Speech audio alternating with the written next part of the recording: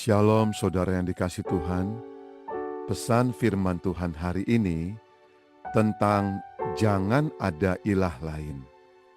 Mari dengarkan renungan harian Bread of Life yang diambil dari kitab Yehezkiel pasal 30 ayat 13.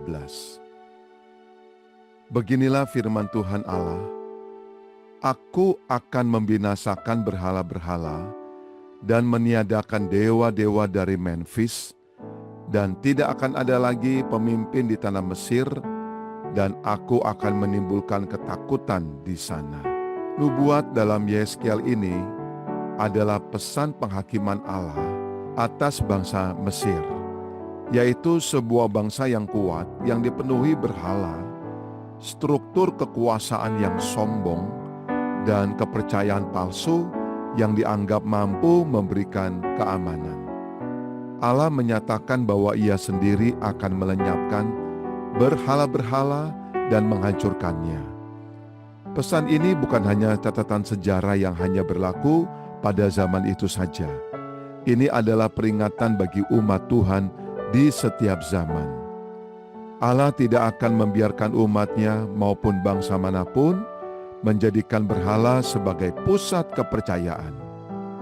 Ketika status kekuasaan, uang, hubungan, atau bahkan diri sendiri mengambil posisi yang seharusnya milik Allah, maka Allah berhak dan akan meruntuhkan dan menghancurkannya agar setiap umatnya dipulihkan dan kembali fokus hanya kepada Allah yang benar.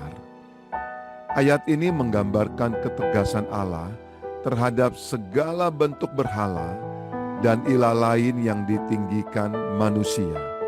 Mesir pada masa Yehezkiel dikenal sebagai pusat kekuatan politik dan spiritual yang penuh dengan dewa-dewa palsu.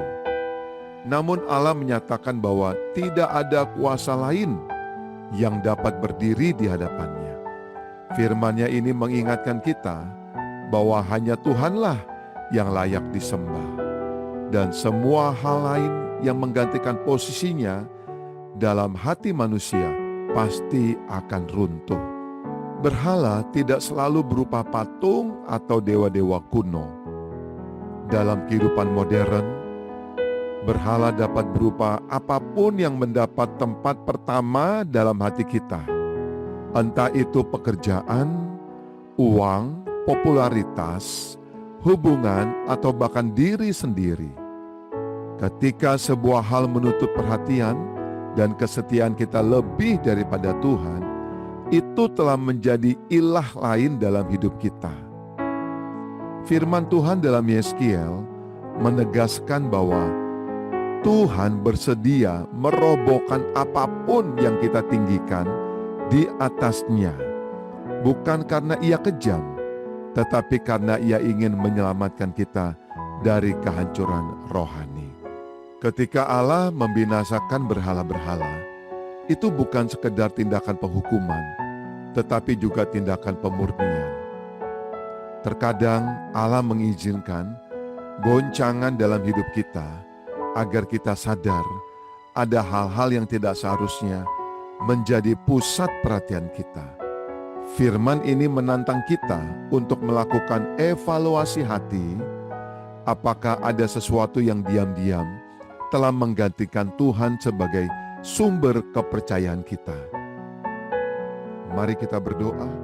Bapa di surga, terima kasih Bapa untuk firman-Mu yang menegur sekaligus memulihkan hati kami.